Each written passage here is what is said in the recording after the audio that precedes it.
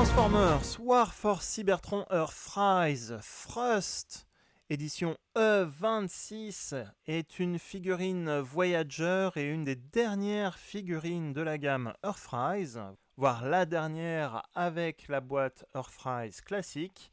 Bienvenue sur TF Toy Box, la chaîne qui passe en revue les nouveautés et qui vous informe également des nouveautés sur YouTube, Instagram et Facebook. On va parler mode robot, transformation, mode véhicule, on fera un petit historique très bref du personnage. Je vous mets le sommaire en description de cette vidéo si vous voulez aller à un chapitre spécifique, mais tout de suite, on passe au packaging. Frost se présente en mode robot dans son packaging de type Voyager Class, donc en mode robot. On voit les logos habituels des Decepticons, son code WFC E26 sur le côté avec son nom Frost, en cybertronien et en terrestre. Il a également le logo Cybertronian Villains. On verra qu'il y a 3 jouets qui sont dans cette catégorie qui portent ce logo. Sinon on retrouve nos logos habituels Transformers, Takara Tomy et Hasbro. Sur le côté, on retrouve un dessin de Frost avec la mention Voyager Class. Il est en mode véhicule, prêt au combat. On voit également dans l'arrière-plan Ramjet et Dirge, et on voit l'Arche aussi à l'arrière-plan. Au dos de la boîte, notre mode robot et notre mode jet avec 23 étapes de conversion, et encore une fois le logo Cybertronian Villains. Il fait partie de l'équipe Seekers Elite, mentionné en haut à gauche. Et enfin, le poster habituel de la gamme Earthrise sur le dernier côté. Sur le dessus, le logo Decepticon avec le logo War for Cybertron Trilogy, Galvatron qui flotte dans l'espace. Si vous avez vu la série, vous comprenez pourquoi. Et il y a le décodeur rouge qui va servir pour la carte. Alors on les passera en revue ultérieurement, mais voilà l'emballage de Ramjet et Dirge. Et comme on le voit sur ce dessin, on avait Frost qui était dans l'arrière-plan sur cette boîte, sur le côté. C'est donc à peu près la même scène de combat qui se déroule, mais quand on regarde de plus près, on a Dirge et Ramjet en arrière-plan du dessin de Frost. Donc cette scène se déroule avec quelques secondes d'intervalle avec les 3 avions. On continue l'unboxing avec entre autres un morceau de la carte intergalactique avec la localisation du Nexus 0, c'est l'endroit originaire des Vok dans la série Beast Wars. Et bien qu'il ait le logo Decepticon sur le jouet et sur la boîte extérieure, on a bien un logo de Cybertronian Mercenaries. On en reparlera tout de suite après, mais dans le dessin animé, c'est un mercenaire. On retrouve les instructions avec un nouvel artwork. Frost tient ses nulleries à la main. Historique du personnage, Frost est un des Seekers et notamment il fait partie de l'équipe de Conehead, les Seekers qui sont sortis en 1985.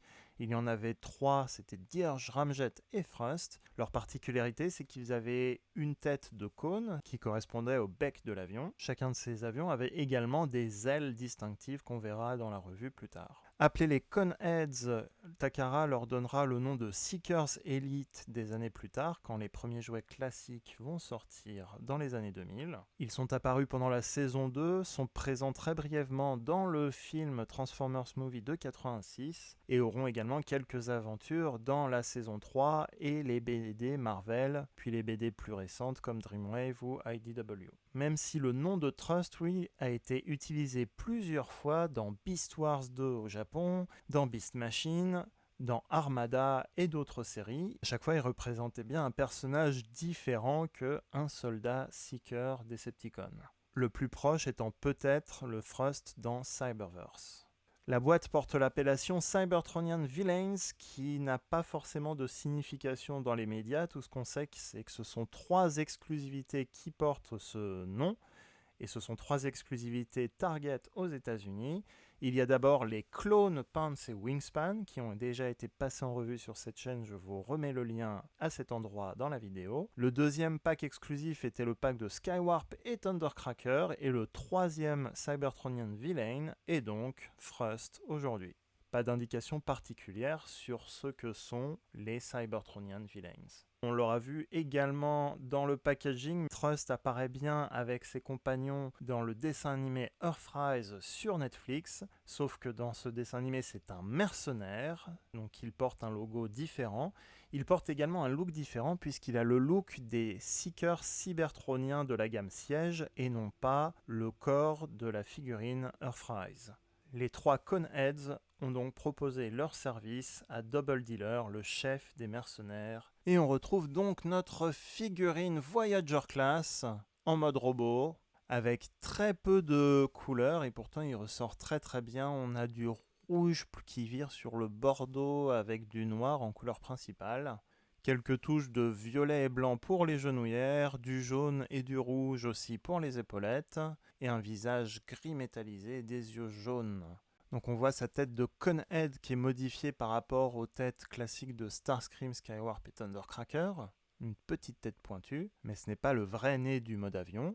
Il vient avec 2 fusils Null Ray qu'on peut attacher à la main ou sur ses épaules. Ce sont les mêmes Null Ray pour tous les Seekers de la gamme, il n'y a pas de différence de canon contrairement aux jouets ou aux dessins animés. Donc après vous pouvez positionner le bras comme s'il tirait, il y a assez d'articulation dans le bras pour tourner au niveau du coude et des épaules. Il peut tirer et viser avec ses canons. On retrouve les réacteurs qui forment les pectoraux du mode robot sur les côtés. On a le cockpit orange qui est représentatif des Seekers, Transformers. Les genouillères ont été modifiées par rapport aussi à Starscream qui sont allongées avec des couleurs violettes et des formes sur les genoux qui rappellent les stickers du jouet des années 80. Des petits ailerons au pied avec des logos Decepticon violets qui sont très discrets parce que le violet sur le noir ça rend pas bien la caméra, mais ils sont bien là. Bien sûr, Thrust a donc ses ailes modifiées avec des propulseurs intégrés, donc les hélices sont sculptées, hein, ce ne sont pas des hélices qui tournent vraiment. Ces ailes sont propres donc à Thrust. On voit également 2 logos Decepticon violets qui ont été ajoutés près des thrusters, près des hélices. Les ailes sont articulées, elles peuvent légèrement pivoter vers l'arrière, ça permet notamment une bonne articulation des bras. On peut mettre les bras vers l'arrière, ça ne va pas gêner les ailes ne vont pas bloquer la figurine. Alors on anticipe un peu la transformation, mais vous pouvez, si vous voulez, pivoter les ailes vers le haut pour mettre la même configuration des ailes que Starscream, Skywarp et Thundercracker. Le look est plutôt sympa aussi, ayant eu les versions classiques de la figurine, ça ressemblait à ce look-là également. Mais par contre, les ailes ne pourront pas pivoter vers l'arrière et du coup l'articulation des bras sera bloquée. Donc visuellement c'est bien, mais vous ne pourrez pas exposer votre figurine peut-être comme vous le voulez dans cette configuration là. Et cette configuration des ailes officielle est vraiment la configuration des ailes de Thrust dans le dessin animé. Côté articulation, on a nos articulations habituelles aux genoux, à la cuisse, aux chevilles, avec les petits doigts de pied aussi. Il n'y aura pas d'articulation à la taille, par contre les épaules, les coudes sont articulés. Vous pouvez lever les poignets de par la transformation.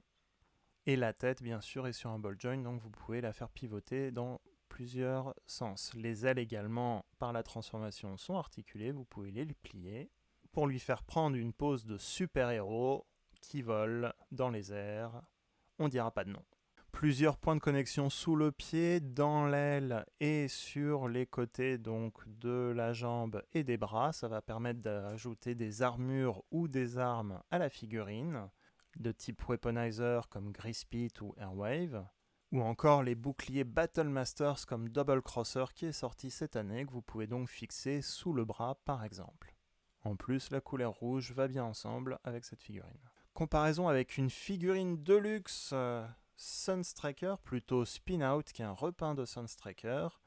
C'est une voiture Autobot et donc il est plus petit étant une Deluxe que le Voyager Thrust. Comparaison avec le Leader Class Optimus Prime Earthrise, Optimus fait la taille d'un Voyager en comptant uniquement la partie du camion, donc on a bien la taille qui est proportionnelle au dessin animé.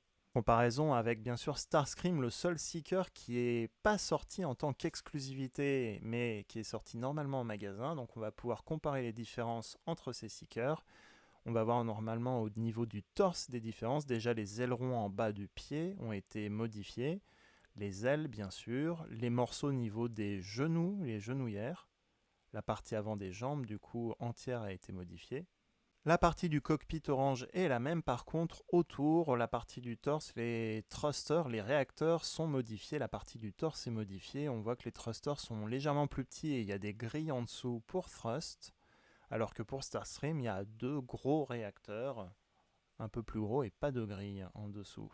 Pareil, si on va regarder tout de suite les têtes, la tête de Starscream et des Seekers classiques carrés est comme ceci, alors que Thrust a une tête de Conehead, donc une tête de cône qui le distingue dans la catégorie Seekers Elite. Le haut des épaulettes, lui, est identique, les bras sont identiques et les armes sont identiques. Ici, on voit une vue arrière encore du nez de l'avion qui est identique, juste la couleur qui est différente. Et bien sûr, la partie des ailes a été modifiée. Thrust a des ailes spécifiques avec des hélices. Et enfin, le group shot que j'attends depuis le milieu d'année, donc comparaison de Thrust avec ses deux compères Ramjet et Dirge. Donc ce sont les 3 Conehead ou Seekers Elite.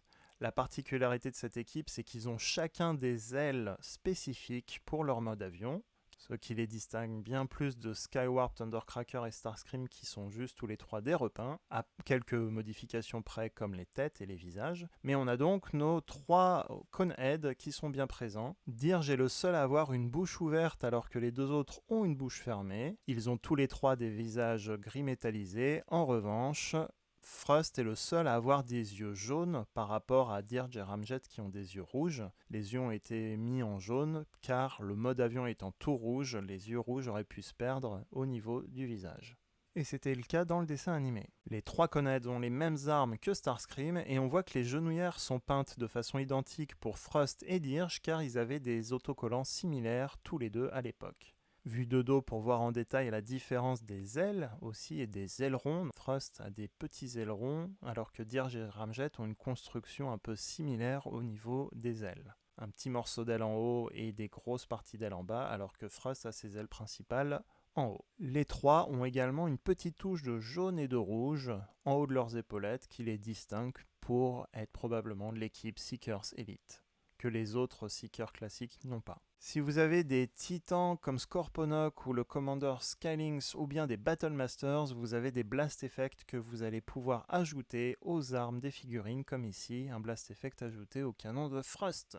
Mais contrairement aux autres figurines Earthrise, je n'ai pas vu d'autres points de connexion pour faire une simulation d'explosion sur le corps. Donc vous pouvez les mettre que sur les armes. C'est parti pour la transformation, on enlève d'abord les canons, on va ouvrir la partie des bras pour replier les bras, pour replier le bras sur lui-même, notamment la partie noire. On rentre le coude dans le bras en fait. Et ensuite on referme. On fait pareil de l'autre côté. On va ouvrir la partie du torse et on fait très attention que ce soit Thrust ou tous les autres Seekers. Ce sont des parties plastiques qui ont l'air un peu fines, donc il faut faire attention à ne pas casser cette partie-là. C'est cette partie, ces crochets qui vont sécuriser l'ensemble. On ouvre donc entièrement le torse. On va pouvoir donc dégager la partie de la tête. Alors déjà on repositionne, ou plutôt on rabat le nez de l'avion avec la partie du cockpit. La tête donc de Thrust va tenir dans le nez de l'avion, voilà comme ceci. On pivote la tête de l'avion pour la remettre en arrière, comme ceci. Comme ça l'avant de l'avion est déjà prêt. On va replier les bras vers l'intérieur et relever la main vers le haut pour entrer les bras à l'intérieur et ensuite refermer la partie du torse avec le dos pour former déjà le corps de l'avion. On aligne les ailes au niveau du dos. Il y a 2 points de connexion qu'on va devoir mettre à plat pour transformer l'aile, comme ceci. On ouvre les genouillères à l'avant pour rentrer les cuisses dans les jambes. On va aussi plier les petits doigts de pied pour faire l'arrière de l'avion. Là, on plie, on rentre les jambes à l'intérieur. On colle les jambes entre elles. On colle les jambes entre elles. Et on enclique les jambes avec le corps de l'avion. On referme ensuite les genouillères. Les genouillères doivent être par-dessus le morceau qui forme la taille de l'avion. C'est une spécificité par rapport à Starscream. Et ensuite, on met les ailes à plat. Enfin, pour les canons, vous pouvez utiliser soit les points de connexion sur les côtés, soit le point de connexion sous l'hélice, sous l'aile. C'est ce qui est recommandé sur les instructions, mais vous avez le choix. Et voilà notre super mode avion qui a une super belle envergure. Les modes avions de cette série Earthrise en impose, ce sont des Voyager Class, donc ils sont vraiment plus gros que les avions des gammes classiques qu'on a eu précédemment il y a 5-10 ans maintenant. Comme je disais, les hélices sont peintes mais elles ne sont pas articulées. En tout cas, on les distingue bien à l'œil et à la caméra. On voit toujours nos 2 logos Decepticons sur le dessus. On a bien des couleurs uniformes et une belle ligne donc pour cet avion de profil avec toutes les ailes plates. Comparaison pour changer avec Thundercracker, le Voyager Class aussi en mode véhicule. Les différences visibles sont donc les ailerons à l'arrière de l'avion et les ailes bien sûr de l'avion. Le corps de l'avion lui-même ne bouge pas. Les fusils sont également identiques. La couleur orange, elle, est différente pour les cockpits. Comparaison avec Run Amok, la Deluxe figurine voiture Decepticon de la Gamer Fries, et qui est le fan vote de cette année. Donc on voit vraiment que l'avion et le mode avion de Thrust est beaucoup plus imposant qu'une figurine voiture Deluxe de cette gamme. Comparaison avec le Commander Class Skylynx également. Donc Skylynx, quand il est transformé, a l'air plus compact que Jetfire par exemple. Thrust en impose également quand même beaucoup, côte à côte face à cet Autobot. Comparaison avec le Voyager quintesson également de la Gamer Fries pour comparer juste la différence de taille. Et enfin comparaison avec Double Dealer, le Leader Class mercenaire en mode véhicule, de profil et de face aussi pour comparer la taille.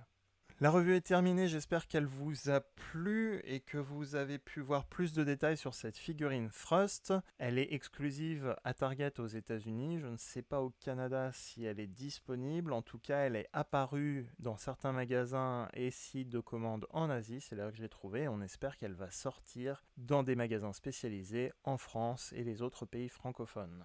Les Seekers étant des bonnes figurines Voyager, c'est dommage qu'elles soient en majorité proposées en exclusivité uniquement. Si vous cherchez par contre les autres Cybertroniens vilaines Pantsy Wingspan, je vous ai mis quelques liens d'achat en description de cette vidéo. N'oubliez pas également de vous abonner à la chaîne et d'activer la petite cloche si vous voulez recevoir automatiquement les futures vidéos. N'hésitez pas également à suivre Instagram et Facebook pour d'autres photos et contenus supplémentaires. A très bientôt pour une prochaine revue.